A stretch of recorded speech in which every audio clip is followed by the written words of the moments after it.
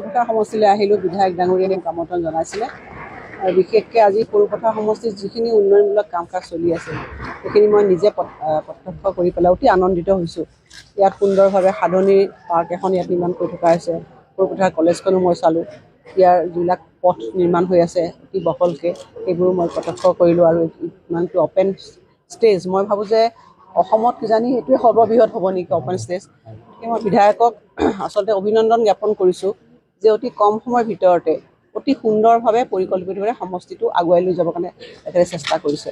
আৰু যোৱাবাৰ যেতিয়া মই অলপ সময়ৰ কাৰণে আহিছিলোঁ তেতিয়া আপুনি মোক কৈছিলে যে সৰুপথাৰ সমষ্টিত ডেভেলপমেণ্ট হোৱা নাই, ৰাস্তা পদূলি হোৱা নাই, কিন্তু আপুনি মই নিজে আহি প্ৰত্যক্ষ কৰিলোঁ যে সকলো কাম অতি সুন্দৰভাৱে চলি আছে। গতিকে আশা কৰিছোঁ যে স্বাধীনতা ৭৫ বছৰ পিছত আজি সৰুপথাৰ সমষ্টিত উন্নয়নৰ জোৱাৰ পৰিছে মুখ্যমন্ত্ৰী ডাঙৰীয়াৰ নেতৃত্বত।